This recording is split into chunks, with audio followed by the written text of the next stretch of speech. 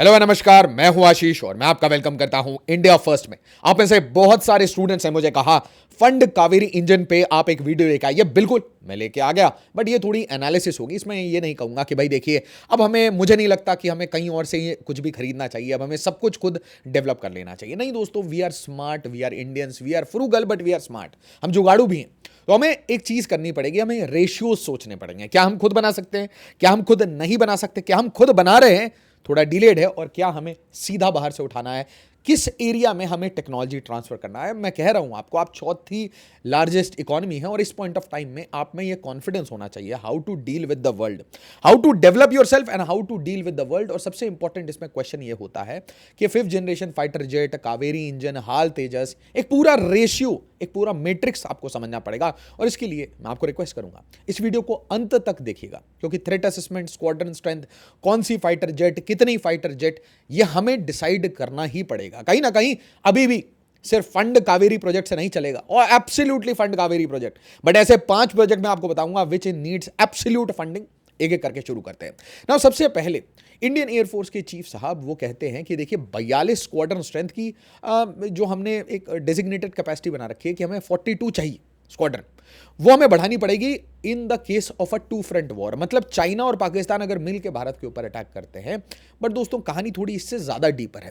दोस्तों मैं आपसे रिक्वेस्ट करूंगा कि आप मेरा टेलीग्राम ग्रुप जरूर ज्वाइन करें और वीडियो को ज्यादा से ज्यादा लाइक और शेयर करें ताकि अवेयरनेस ज्यादा ज्यादा फैले ना। ध्यान से देखिए कि हिस्टोरिक लो पे हैं हम स्क्वाड्रन स्ट्रेंथ में, और आपने देखा ऑपरेशन सिंदूर में इंडियन एयरफोर्स के 7th जनरेशन फाइटर पायलट्स ने क्या हिट किया, क्या हिट किया। आपके पास फाइटर जेट कोई सा भी हो, बट जो स्किल, जो कैपेसिटी, जो कैपेबिलिटी हमने दिखाई है, जो कॉन्फिडेंस हमने दिखाया है, जो हमारे इंडिजिनस वेपन सिस्टम्स ने दिखाया है, that is just out of the box. But साथ ही साथ आपको इंजीनियरिंग कैपेसिटी भी देनी पड़ेगी, आपको इक्विपमेंट्स भी देने पड़ेंगे, और आप 5th जनरेशन नहीं, आप 6th जनरेशन तक जाना पड़ेगा। साथ ही साथ देखिए, आपको इग्नोर नहीं कर सकते कि J-20 ये चेंगडू 200 हैं। अब ये चेंगडू हैं, कैसे हैं ये हमें नहीं पता, क्या इनका परफॉर्मेंस रहेगा, क्या ये आर दे सिटिंग डक्स, वो हमें नहीं पता। बट आप never under estimate your enemy, और 200 फाइटर जेट इनके पास है। साथ ही साथ आपको यह पता होना चाहिए कि जयशंकर साहब ने बहुत क्लियरली कहा है कि ड्रॉ योर ओन कंक्लूजन्स। अब दुनिया यह मानती है कि चाइना ने बिल्कुल एक्टिवली रेडार सिस्टम से, साथ ही साथ पूरी सैटेलाइट ऑब्जर्वेशन यूज करके हर तरीके से पाकिस्तान की एयरफोर्स को, पाकिस्तान की मिलिट्री को हर जगह मदद की थी इस ऑपरेशन सिंदूर के टाइम में। तो इसका मतलब चाइना पाकिस्तान वो एक ही एंटिटी की तरह चल रहे हैं। ऊपर से चाइनीज इन्वेस्टमेंट जो पाकिस्तान में है, चाइना ऑब्वियसली अपने इन्वेस्टमेंट को सेफ रखेगा, और इसीलिए वो अफगानिस्तान तक पैसे डालने के लिए तैयार है, ईरान तक $400 बिलियन डालने के लिए तैयार है, क्योंकि उसे अपना एक्सेस टू सी वो सेफ रखना है। साथ ही साथ आप देखिए, चाइना डेफिनेटली आज 70% इक्विपमेंट देता है पाकिस्तान को, और ये नंबर बढ़ने वाली है क्योंकि अब 5th जनरेशन फाइटर जेट भी चाइना से आने वाले हैं। इसके साथ याद रखिए कि पाकिस्तान हमेशा हमें एक एग्जिस्टेंशियल थ्रेट समझता है। मतलब end of India is the agenda of Pakistan. Pakistan की जो आर्मी है वो हमेशा ये एजेंडा लेके, ऐसा ये एक एजेंडा लेके चलेगी कि हमें इंडिया को किसी भी तरीके से खत्म करना है, घुटने पे लाना है, ब्लीड इंडिया बाय 1000 कट्स, या फिर कन्वेंशनल वॉर, या फिर न्यूक्लियर वॉर। और हमेशा इसलिए आप देखेंगे कि उनके जो पॉलिटिशियंस हैं, जो पंजाब प्रांत के हैं, वो यूजुअली हमेशा इस बारे में बात करते रहेंगे कि हमारे पास न्यूक्लियर वेपन्स है, ये हमने सजाने के लिए नहीं रखा, ये हमने दिवाली के लिए नहीं रखा, ये पटाखे हमने ऐसे नहीं है, ये हम पटाखे फुटाने के लिए रखते हैं। तो ये सारे डायलॉग उन्होंने मार रखे हैं। रीजन सिंपल है, they always think about this day. साथ ही साथ इस थ्रेट असेसमेंट में चेंजेस आ रहे हैं। चेंजेस क्या है वो आप समझिए। एक साइड में आपको एक रोग मोहम्मद यूनुस बनता है। अब जैसे ही आप रोग बांग्लादेश की बात करते हैं, मोहम्मद यूनुस की बात करते हैं, जो कि मेरा ये पर्सनल प्रेडिक्शन है, Yunus is soon be replaced very soon. ठीक है, it can be a week, it can be 3 months, but he will be replaced, क्योंकि अब वो he will not be able to sustain the pressure post operation Sindoor. और Indian government को भी समझ आया कि भाई ऐसे हमें ना चीज़ अपने रीजन्स में नहीं चाहिए। साथ ही साथ देखिए, आप याद रखिए कि कोई भी इंसान बांग्लादेश में रहता है। अब आपको ये समझ आना चाहिए, जिस तरीके की रेडिकलाइजेशन है बांग्लादेश, अब मैत्री वाले डायरेक्शन में आना बहुत मुश्किल है। साथ ही साथ वहाँ पे पाकिस्तान शांत हो जाए, और ये जो स्लीपर सेल है अंदर भारत के 2 crore 10 crore whatever the names are, और मैं देख रहा हूँ कि पुशंस चल रहे हैं, मैं देख रहा हूँ, but they are not in lakhs. अगर लैक्स में होते तो यूनुस एक दिन में चले जाता, सीधा बे ऑफ बंगाल में कूद जाता, ये स्थिति हो जाती। साथ ही साथ आपको याद होना चाहिए कि म्यांमार एक कॉन्फ्लिक्ट रीजन है जहाँ चाइना, रशिया, यूएस सब खेल रहे हैं। तो आपको ये पता होना चाहिए कि आपकी थ्रेट असेसमेंट सिर्फ एक डायरेक्शन की नहीं हो सकती, अच्छा, आप भूल गए क्या? इंडियन ओशन रीजन, और इंडियन ओशन रीजन में आपको पावर प्रोजेक्शन के लिए दो टूल्स चाहिए। एक बहुत हार्डकोर इंडियन नेवी जो कि एब्सोल्युटली डिप्लॉयड है। आपको व्हाइट नेवी नहीं चाहिए, आपको ब्लू वाटर नेवी चाहिए। ब्लू वाटर नेवी मतलब the navy which projects power outside it's territory.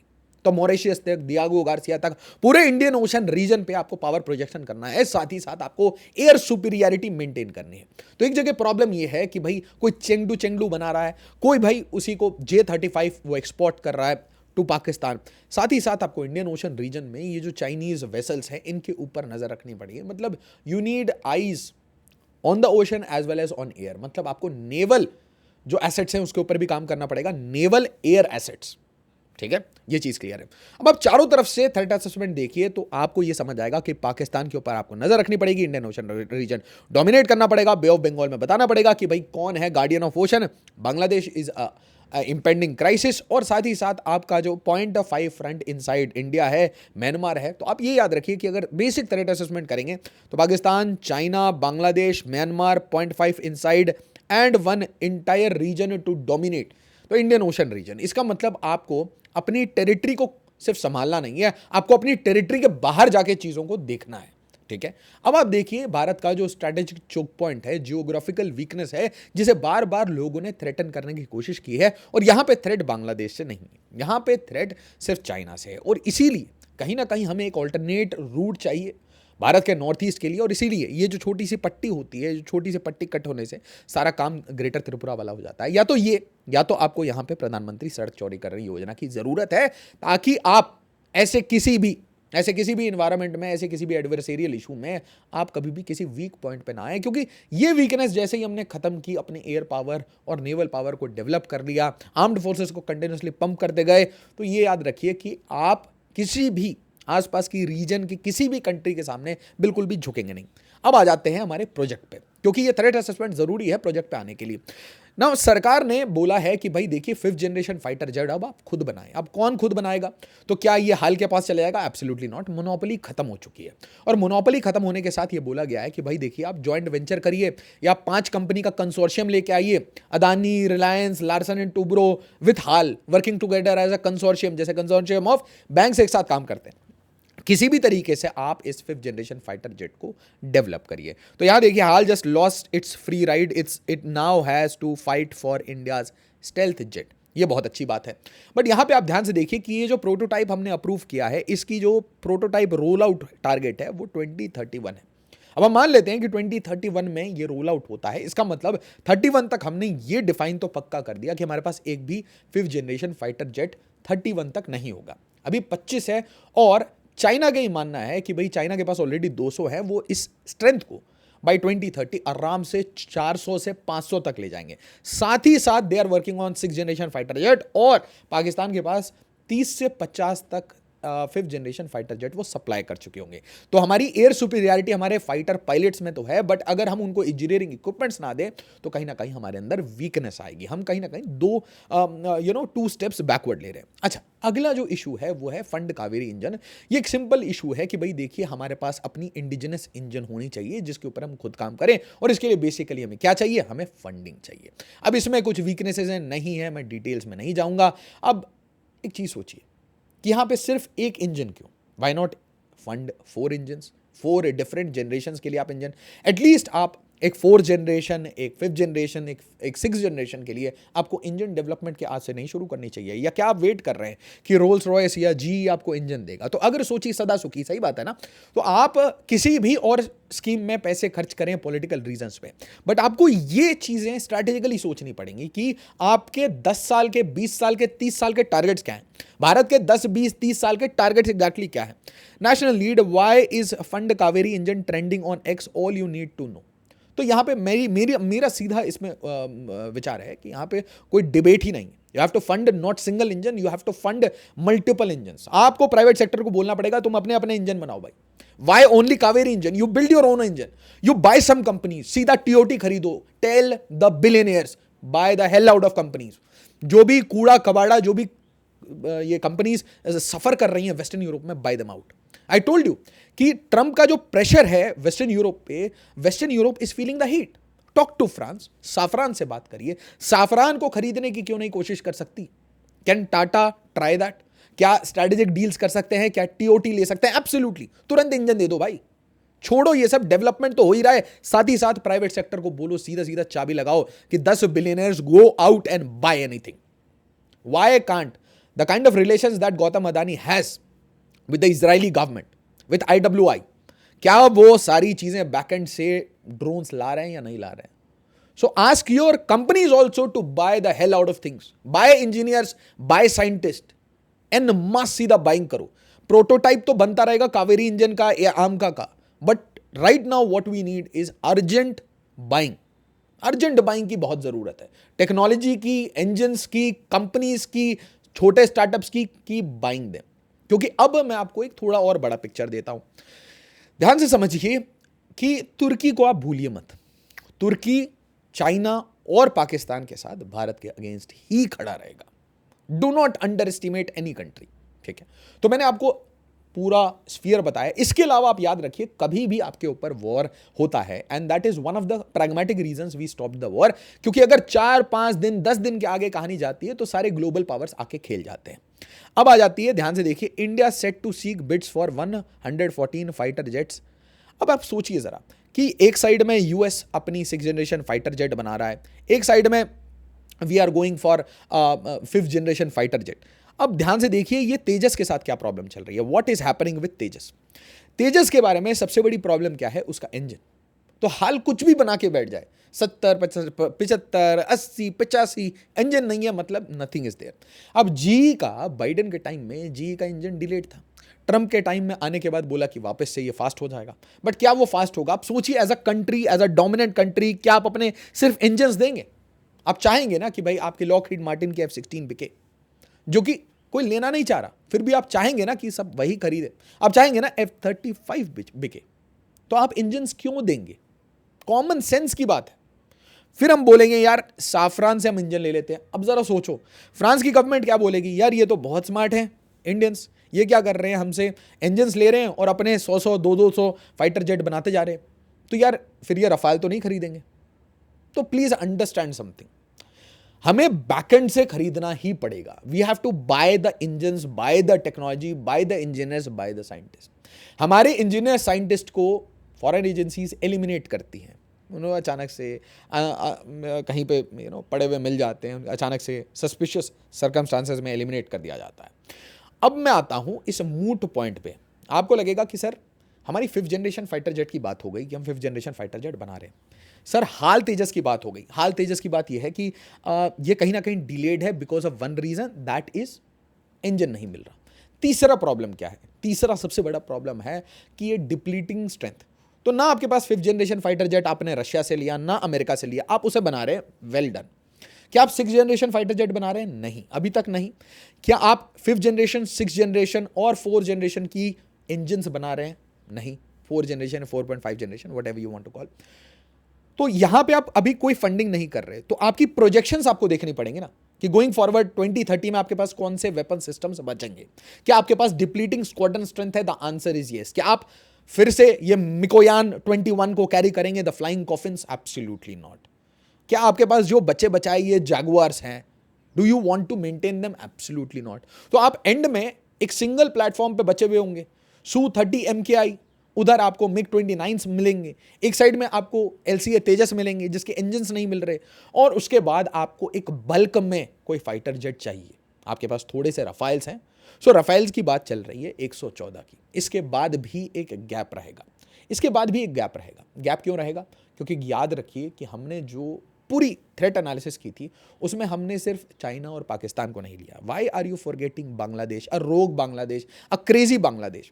तो आप ध्यान से देखिए कि ये एम का प्रोजेक्ट 2008 में कंसेप्ट फेज, और धीरे धीरे ये डेवलप होता गया, रिफाइन होता गया, इसको थोड़ी फंडिंग मिली, और फाइनली आप शुरू कब से कर रहे हैं? आप शुरू 2008 से कर रहे हैं, और आप 2023 में प्रोटोटाइप फाइनलाइज करके आप आज 25 में सिंदूर होने के बाद आप ये कह रहे हैं कि now we have to develop. ये काम आपको कुछ नहीं करना था. आपको ये काम सीधा सीधा इसी टाइम में प्राइवेट सेक्टर को दे देना था.